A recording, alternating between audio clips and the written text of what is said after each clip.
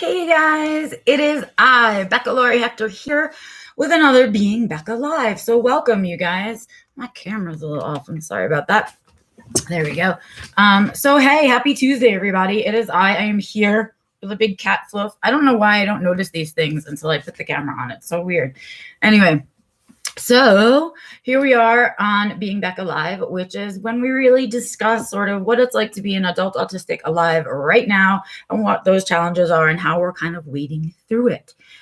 So welcome, everybody. I'm excited for you guys to be here. I just finished doing a recording of Infodump, and that always gets me so jazzed. I love doing Infodump files. If you guys haven't caught an episode of Infodump Files, you can either listen to the podcast version of it or watch the behind the scenes video version of it right here on this channel. But yeah, I just did another recording of it. And every time we do it, because we talk about such great stuff, we get people talking about their special interests and what they're into and all the things that they think about, et cetera, et cetera. And then we talk about things like autistic joy and whatever. And so it always cheers me up a little bit. It always gives me a little extra energy to be doing Infodump. And then I came right here to you guys. So hooray, here we are on live stream.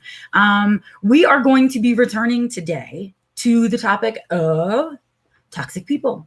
I know we talked about it for 2 live streams a week ago, whatever. Hey, Stevie. But we're returning to the topic because we weren't quite done with it. What I noticed was we went through that thing. So if you guys didn't do that, I'll put the 2 links of part 1 and part 2, the murky waters of toxic people, in there, because we went through an article that was written for neurotypical people that talks about the actions that toxic people do that you can notice in order to in order to, I guess, keep them out of your life, I guess, or be aware of them and that whole thing. So, hey, Bill, hey, Ross, Morgan, Bernard, welcome. Everybody's here. Yay, exciting. Yeah, we're going to return to that because what we ended up doing after we went through that article in 2 different sections was deciding that there have to be since those ways don't work for the autistic brain, what ways do work for the autistic brain for, identifying toxic people. That's the word I want to say. So now, you guys, it's been 2 weeks, and what ended up happening is after the second part, I said to you guys, well, what do you use, right? Do you know how to recognize toxic people? If so, what are some of the clues that you guys have, right? Some of them we shared in the chat during that thing. Some of them you guys emailed to me. Some of them you commented on the video. So for the last 2 weeks, I've been collecting your guys, your tools on how you recognize toxic people, in hopes that we can put a list together that is at least a beginning way for us as autistic people to begin to recognize toxic people before they do any damage in our lives, right? So let's talk about that a little bit, because you guys had some really great ideas. And so I began a list. I have a list now of 10. They had 12. I had 10 things that autistic people can use to identify the toxic people in their life. Isn't that amazing, you guys? I mean, I'm going to, I guess, turn it into an article because I think it would be an interesting one. And I hope that it would be something that we will find useful. Right. So I think that's what I'm going to do with it. Thanks to your help. And I will, of course, give you guys, I don't know how to credit a group of people like this, but I'll figure it out and I will mention it in the article. But I think it's something we really need. So let's get into the list, so this list is a combination of the ones that we talked about in chat during part 2 of toxic people, the ones that you guys left me in comments, or you emailed to me directly, right? Or messaged me directly, whatever it was, however you got me the information. Sometimes I got some repeats, which was cool because that meant that those 2 people are using the same thing and it's working. Good one. So I tried to, if we had repetitive ones, I tried to make sure that they made the list, because that means more than one person is using it. Genius, right? Okay, here we go. So here are the things that we have decided are our little identifiers. I'm not sure I love the wording of all of them yet. And so because I'm a writer by nature, the way that the words come out means a lot to me. The way they sound together means a lot to me. So when I do get my butt in gear and do write this article, this stuff may change the wording a little bit, but the concepts will be the same. So don't marry me to these words, please, because as a writer, I can't be married that way. Anyway. So these are the things. So number one, and they're in no particular order. They're just in the order they came in, maybe, or the order that I thought they were interested. There's really no order to them whatsoever. So none of that either. So the first one is use a lot of distraction. And that was something that I think is really interesting. So they're like magicians in that way. So you know how when magicians are doing a trick, they're like, look over here. And meanwhile, the trick is happening over here, right? And that distraction, right, that they use, and it's not necessarily in a physical way, right? It could be conversational distraction, or maybe they take you someplace, or that, that kind of thing. But they use things to distract from their toxic nature, so as to sort of make you unaware of them. And I think that's really interesting. That's definitely something that we can notice, that we can take note of and observe, right? And it's that the other things on the other list weren't really things that we would observe or observe and understand the way that they were meant to being used in the article. And so these ones are. And I think that's right. We can all notice when someone's like using that, look away. I forgot what it's called in magic right at this moment, but there's a word for it, and I'm sure you're all yelling it at me. Hold on, let me look into chat. Somebody's probably saying it in there. Yes, distraction is one way to say it, but yes, that is our first. And I think that was a really good one. It's one we can definitely notice. Here's one that we can absolutely notice. And it is one that is probably the easiest for us to notice, because there's something about this that just, does it tick the autistic mind off? Does it really just get us going? Even thinking about it gets me going. So, and that is liars and hypocrites. So if we keep our eyes open and our ears open and our guts open to people that lie a lot or lie often, whether it's a lot of small lies or big lies, doesn't matter, right? Lies are lies. And hypocrites, people who are hypocritical, who say one thing or write one thing and then behave in a different way, right? So that is something that I think is really something that we observe naturally as autistics, actually, and something that drives us insane. So it's a really good one. It alone, of course, any of these alone are useless. Any of them alone aren't going to help you. They're not great things to hang out with people like this. But if there's the combination of a couple, I would say 3 or more of these things in a person, I'm going to say toxic person. Right? So none of these alone are necessarily toxic. So if you do some of these things, right, or somebody in your life does some of these things, that doesn't necessarily make them toxic, right? It's going to be that they do 3, probably 4 or 5 of these things, right, that should make you say this person's toxic, right? So just clarify that as well. Next one up is their stories don't match. Right? Oh, I love this. When they tell you something about themselves and then you hear them talking to somebody else and it's an entirely different story. Have you ever had that? I mean, I guess that's a kind of hypocrisy, but, or you hear somebody who likes to tell a certain story a lot, right? And they tell that story a lot. And every time they tell it, it gets bigger a little bit and it changes, right? So their stories don't match. There's no consistency in their stories, right? That's something that as detail people and pattern seekers, that many of us will see very easily, right? Is that their stories aren't matching up. And so that's another one by itself. Here's one that I think, this one might be my favorite. I almost want to make it number 1 just to have it be number 1. I think this one is a huge clue. Huge. Their words and their actions don't match. I think that is epic. Okay. If somebody is, and I will say it, they talk out of their ass. That's what I would call it. Talking out of your ass, right? Where you talk a good game, but then nothing happens, right? So the complainers out in the world without solutions or anything like that, I can't stand that. And when people are really, they are doing things that are in opposition to the things that they say, right? It means they're definitely not in alignment, and people that aren't in alignment can definitely be toxic to you. But this is a big one for me. Words and actions don't match. I think it's huge, huge.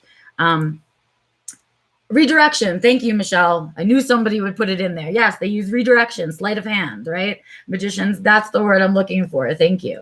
I knew someone out there would have it, and why it wasn't in my brain right now, I don't know. But yes, that's what I was talking about, right? So that's what magicians use, that technique. And that is, important. They're rule breakers. You guys gave me this one too. I love it. But people who, I love people that make rules and break their own rules. I almost want to change that to be that. Okay. Because I think that's really toxic behavior. They create a rule and then don't keep their own rule. The rule is for everybody else, but not for them. Right. And they break the rules. Right.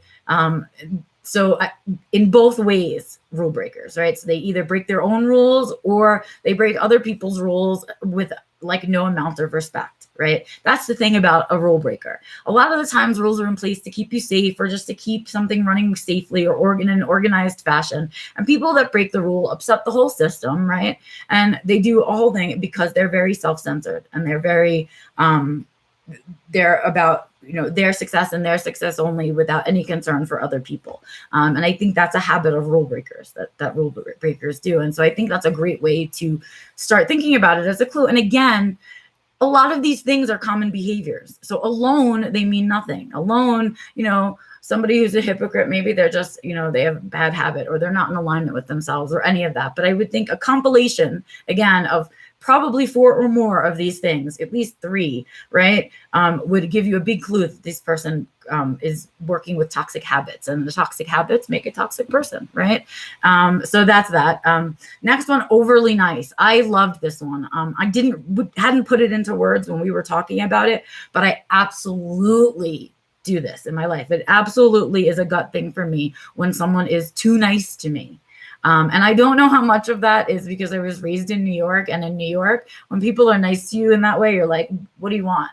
And so when I first moved out here to Colorado, that was a big issue for me. Everyone out here in Colorado is so nice.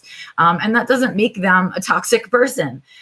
It just means that compared to where I grew up with, they were really, really nice. Now I'm all used to it. And it just seems like everyone should be this way and kind to each other all over the place. But in the beginning, it set off my alarms. So someone to me that's overly nice is someone that is trying to people please you and trying to do whatever they can to make you happy. That's not necessarily the kind of toxic person that's going to be like a narcissist who's going to be actively doing harm in your life, but they are someone who in their own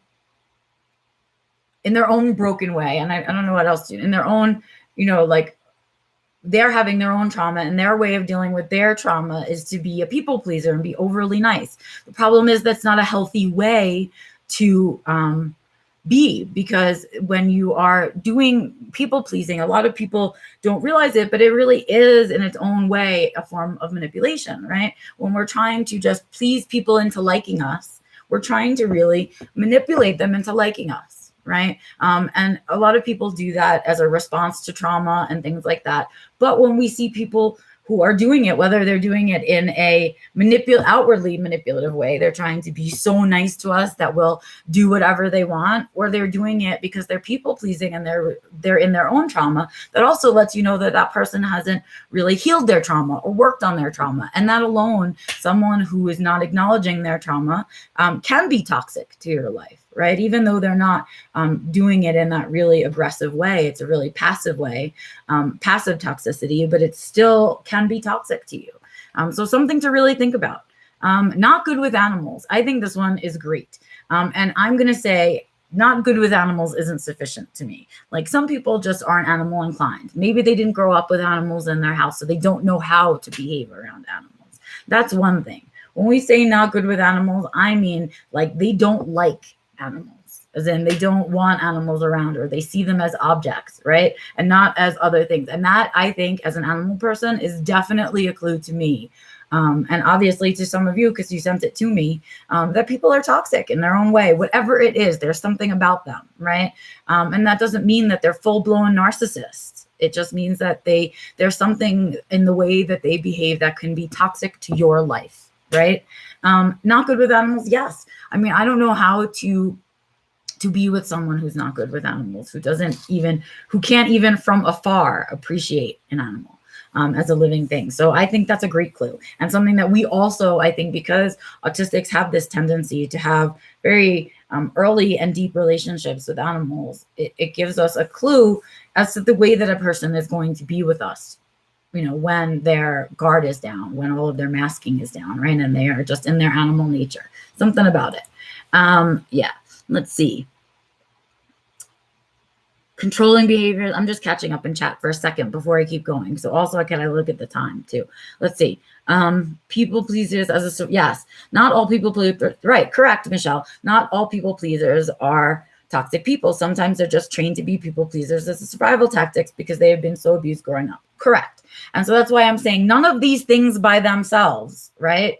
None of them alone are going to be signals of toxic people. Right? Because everybody may do one or two of these. What I'm saying is when we see groupings of like 4 or more of these things together in one person, ding, ding, ding, your light can be going off because there's something up. And again, even people who are trained to be people pleasers, right? If they don't deal with that in their lives, that can sometimes be toxic to other people, right? That behavior, because they haven't dealt with their own piece of trauma, right? And so we need to think about that. And so, right, exactly right. So we're talking about animals. Okay, I'm going to go back to the list and catch up with you guys in a hot minute. So here we go. These are the last 3, you guys. Inconsistencies. I love this. It kind of lies in the path of being liars and hypocrites and things like that, and stories not matching and all of that. But inconsistencies in their life choices and their behaviors and that kind of thing. So sometimes people will say, oh my God, I love nature so much, right? I can't, it infuses me. And you think to yourself, what a great person, maybe that's someone I can get along with. And then you go out on a hike with them and what do? They let their dog poop and they don't pick up the poop and they leave their own garbage and they don't use a garbage can. Maybe they don't recycle, right? And so that's an inconsistency, right? To be saying one thing and doing another. Again, right? Those inconsistencies in their profile. We tend to see those inconsistencies a lot and often. And so when you see them, we need to be like, oh, okay, ding, ding, right? I like that one. This one is a great one. This one is a big clue to me. This is one of my clues that I recognize here that you guys also sent to me, which is that they're gossips, right? People who behave one way in front of people, right? And then talk about them behind their back, right? Or someone who's always coming to you with some kind of gossiping. Part of the reason that that's toxic for you as a person is you can pretty much guarantee that if that's how they're talking about other people to you, that's how they talk about you to other people, right? So gossip's definitely a warning sign of potentially toxic person, right? There's an inconsistency, a two-facedness, and a liar, hypocrisy, all that stuff, right? You see it, the gossiping lies in that same field, right? And so we need to use it as a clue. It's one of the red flags. Is it alone the sign of a toxic person? No. Again, what we're looking for is clumps of these things together in one person. And the last one that we have on our list here that came to me was energy vampire. So if you don't know what an energy vampire is, right, because this is sort of a colloquialism, I guess, a modern colloquialism that we use, right? When I think about this, I think about it as, if you've ever gone out to dinner with a group of people, okay, and there's one person at the table that's constantly having to talk, constantly having to be talking, constantly having to have the attention on them, constantly needing to be cared for or monitored during this dinner or whatever it is, that's what I call an energy vampire. That's what we mean when we say an energy vampire. They sort of suck everybody's energy out of whatever situation they're in. And the way I started to learn to recognize them is I would start to get headaches from people that are energy vampires.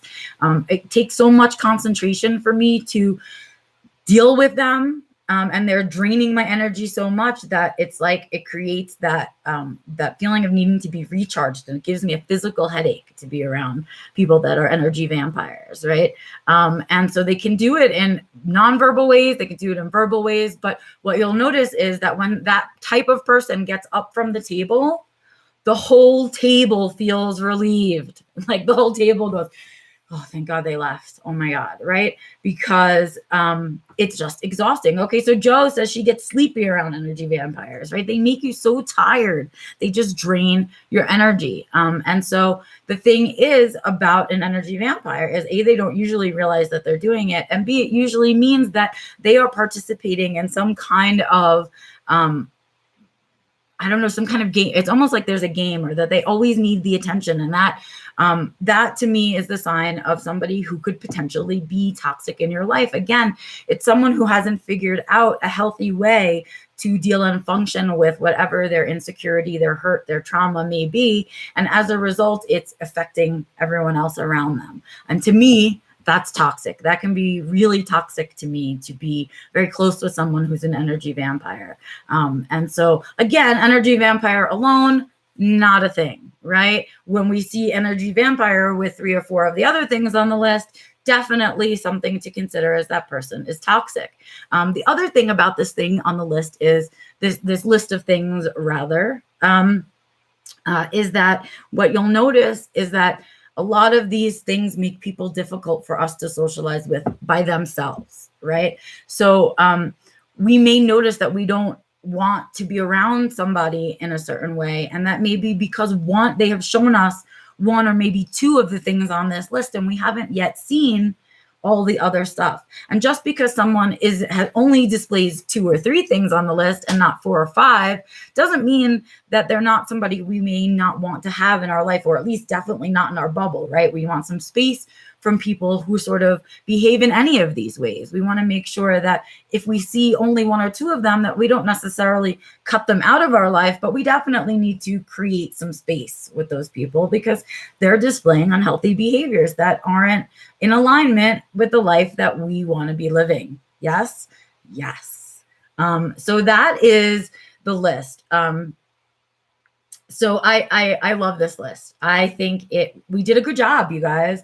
I'm sure that people will have input on the list as it's done, and I hope to hear it, right? Because I can't write that fast, so I will include your input as I'm putting it together. But I think what we need is one of those listicle articles that has all of these things, just like the one we read through, but for autistic people. Hello, right? And are we 100% correct? No. Are people going to disagree with some of the things we put on our list? I'm sure. But at least we'll be having the conversation.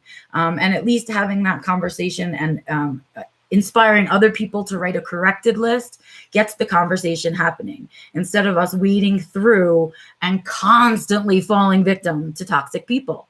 Right? So I think that's what I'm going to do. I'm going to put the list together. It'll take me like a hot bit. So if you give me, some input over this next week, I'll be sure to include it if we have corrections to our list. But this is it. This is what are the things that we're talking about. But we need to have it in like a written down way, listicle way for us to not only use ourselves, but to share with other people. Right? Because usually if we can't communicate it in a verbal way, if we can share it in writing with other people, they at least understand where we're coming from. And that's what I want us to be doing. So I'm going to be taking it that way. So I'm going to catch up in your chat for like a hot 2 minutes, because it's already been 20 minutes of us chit-chatting, me talking, chit-chatting, me talking. Let's see. Let's see. Animal relationships are nonverbal. Toxic, manipulative people rely on language to pull a smoke and mirrors act, says Michelle, right? Maybe that's why whatever it is, but that animal thing is a clue to us, right? It's such a good clue. Such a good clue, right? Let's see, what else? CV's just realizing the connection between migraines after time with someone who deeply upsets me. Yep. We clench our jaws, right, to get through it, and then we get a migraine after. Yes, we get physical symptoms from mental distress. And that's what it is to be sitting around any of the people that display any of these 10 behaviors, right? Really, they will drain us in a different way. They drain us as autistic people in a different way. And that's our clue, right? Because somebody who drains us constantly without refilling us is definitely toxic. That's toxic to an autistic person. Okay. It should be toxic to anybody, but I'm guessing it's toxic to neurotypicals too. But this is what we need is our own list. We need our own little listicle article for how to identify toxic people. And now we're going to get one because we wrote it ourselves. We wrote it as a team. And I'm going to put it together for us because we need it. We've spent a lot of live streams talking about it. So let's have some kind of physical manifestation, something we can share with others about this conversation because it's an important one. Yeah. Oh, Bernard, says he wishes he understood the concept of energy vampire. It's new to him. Okay, I am happy to share resources on that kind of thing, but really, if just Google energy vampire, people will start with those basic Wikipedia definitions, Urban Dictionary definitions of it, for you to understand the concept of what it is. But you, for sure, Bernard, and all of you out there have definitely had experiences with energy vampires. You just didn't call them that. So I think you'll recognize all of the stuff around it. You just didn't have a label for it, but it's out there. So really, you don't even need me. Google the crap out of it. It's there. And you'll get a good definition on it. Yes.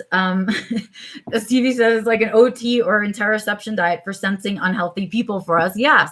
And if we don't start writing about it and sharing those ideas and talking about it in a more in a shareable way, right, then what use is it to us? So we spent all this time talking about it. I'm going to put an article together. How long could that possibly take?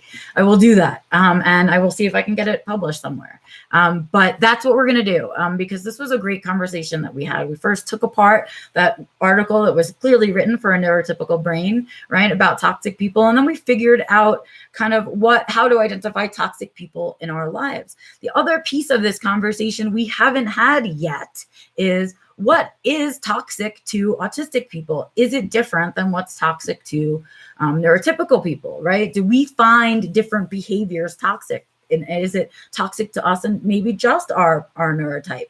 I don't know. Going to do some thinking about that as well. I don't know if that's a whole other conversation worth having. It might just be a piece of this whole thing, but something we need to think about, for sure. So I hope you guys have found this helpful, because I certainly found it helpful to really break it down and think about it, and have a tangible way to sort of not fall victim to toxic people anymore. Because I think a lot of us turn to guilt and shame when we fall victim to toxic people, right? And so we feel guilty about it. We feel shamed that we fell for it again, and we beat ourselves up. It can create a whole nother version of negative self-talk for us if we're not careful. So I like that we talked about it. I think it was really interesting. And yeah, so who knows what we'll talk about next week on Being Becca Live. But we closed up toxic people today. And the next time I'll talk about it is when we get, this article out there and I can share it with you guys. But yeah, that's it for today for Being Becca Live. I will be, of course, back next Tuesday with the next Being Becca Live with something else that is, of course, challenging to talk about and deal with as an adult on the spectrum alive right now, and how we're functioning through it. And then I'm always around, of course, on Sundays as well for Growing Gratitude, which is where I talk about my week and what I'm grateful for in that week, in order to grow the gratitude in my life, and in hopes that you guys pick up the habit of growing the gratitude in yours. Newsletter. The newsletter is coming out not this week, but next week, you guys, is March. So if you are not yet signed up for the newsletter, which is free, by the way, please head over to beccalory.com. It's LORY.com, and sign up for the newsletter. It'll be out next week. I think I'm going to be returning to the topic that I was originally going to do for February. So I think I'm going to do that for March, and that is coming out. And of course, in there, you'll have all the other like bits and pieces that I always give you, besides just the motivational stuff, in case you missed anything out here. Meantime, please give me any input that you have on the list of toxic people. You can comment wherever you saw this video, or email me directly at info@beccalory.com. Or you can use the contact page on my website. And while you're there, sign up for the newsletter, check out my social media, read some of my writing, go to my Ko-Fi and support my future content and my future projects. Go to the Redbubble store and get yourself a self-defined living t-shirt.